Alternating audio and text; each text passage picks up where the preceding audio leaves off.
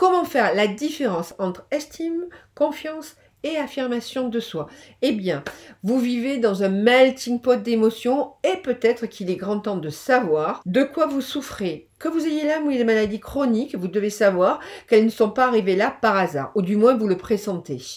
Alors, laissez-moi vous présenter la différence entre estime, confiance ou affirmation de soi qui peuvent avoir un impact sur ce que vous vivez aujourd'hui.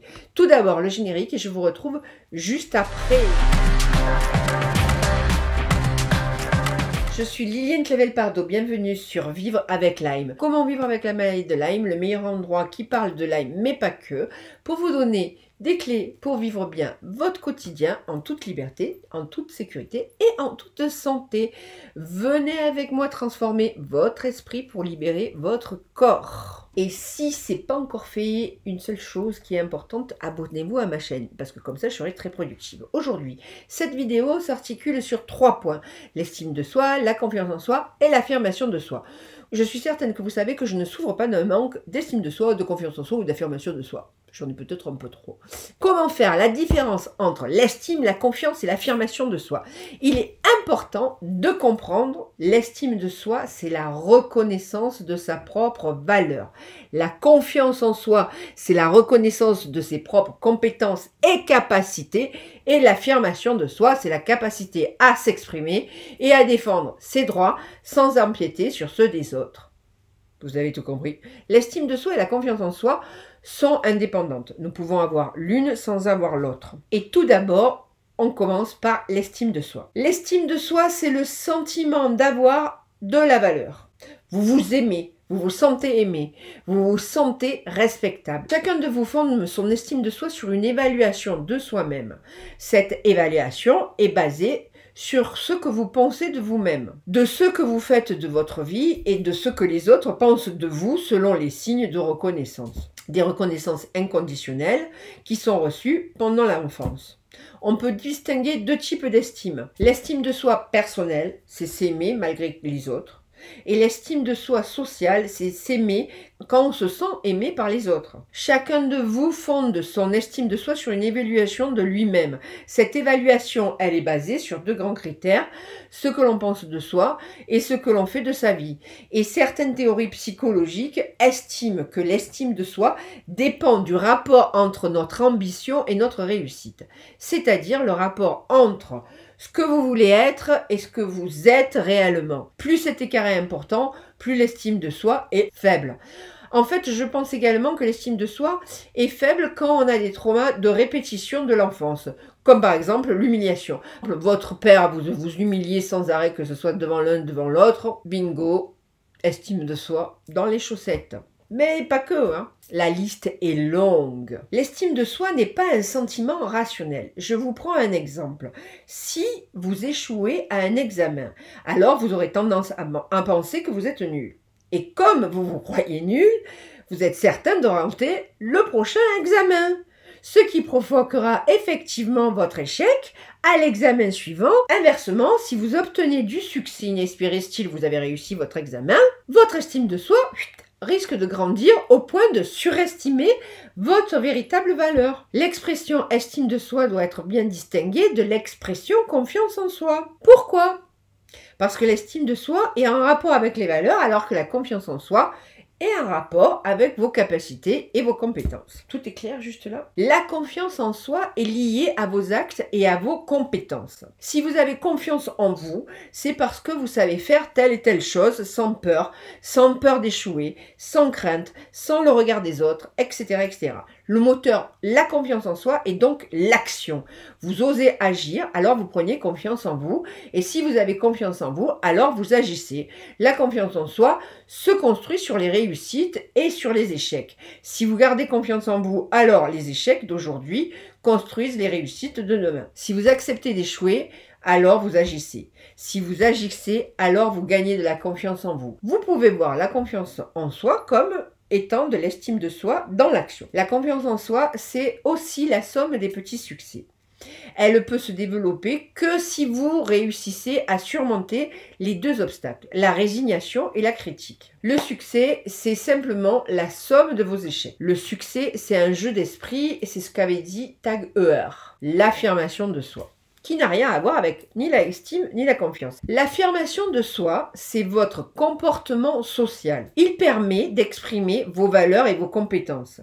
L'affirmation de soi, c'est votre attitude à vous montrer ferme par rapport à ce que vous considérez comme légitime ou non. Vous avez une faible estime de vous-même, alors les autres vous semblent plus importants que vous et vous les faites toujours passer avant vous. Donc, vous ne vous affirmez pas. Si vous avez une haute estime de vous-même, alors vous passez avant les autres et donc vous devenez arrogant et agressif, donc vous ne vous affirmez pas non plus. Si vous n'avez pas confiance en vous, vous ne vous sentez pas capable de dire non ou de défendre votre point de vue, vous ne pensez pas réussir à faire une demande à quelqu'un, donc vous ne vous affirmez pas. Ainsi, l'affirmation de soi est liée à quoi? À l'estime de soi et à la confiance en soi. Et ce lien existe dans les deux sens. L'affirmation de soi permet d'améliorer la perception que les autres ont de vous. L'affirmation de soi améliore donc l'estime de soi. Et aussi, l'affirmation de soi permet de mieux réussir dans vos relations et dans vos projets. Donc, l'affirmation de soi augmente votre confiance en soi. Je me suis beaucoup intéressée à ce sujet, affirmation, confiance et estime de soi. C'est pour ça que j'ai appelé une méthode, ma méthode ACE, pour donner la juste place à l'estime de soi, de l'affirmation de soi et de la confiance en soi. Ce que je me suis aperçu, c'est que très souvent les gens disent ouais, j'ai pas confiance en moi. Bah, c'est pas suffisant. C'est pas de la confiance en soi. Souvent, les gens ont la capacité d'agir. C'est surtout de l'estime de soi. En fait, c'est la valeur. Et il y a plein de gens qui n'ont pas de valeur.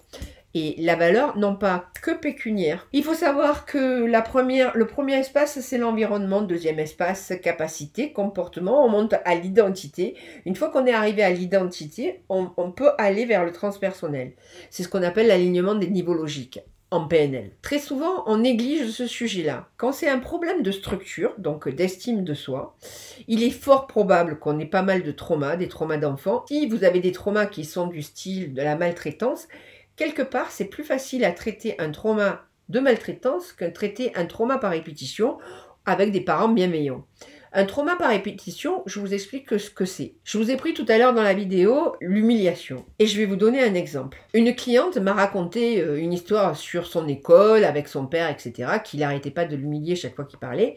Mais le pompon du pompon dans cette humiliation, c'est qu'un jour, pour lui prouver son père, pour lui prouver qu'il avait raison, il lui a demandé qu'elle lui dise pardon, qu'elle lui demande pardon. Il l'a fait mettre à genoux et a pris une photo par sa sœur de cette humiliation-là. Le père rigolait, il trouvait ça très rigolo. Il n'a jamais compris que c'était un trauma et qu'en plus c'était hyper humiliant. Jamais. Ce genre de trauma, ou par répétition, parce que finalement le père il est hyper gentil, il s'est même pas rendu compte de la portée de son geste. Hein. Quand même, soyons clairs. Hein. Je trouve ça hyper hallucinant parce que je suis sur le sujet.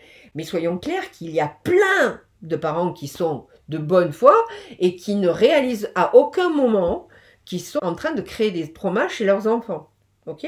Si je vous ai fait ce rapport-là, c'est que le fait d'être en mode survie et de ne pas avoir de confiance en soi, de ne pas être en capacité de mesurer sa vraie valeur, vous êtes plus perméable à choper des maladies comme Lyme. Pourquoi ?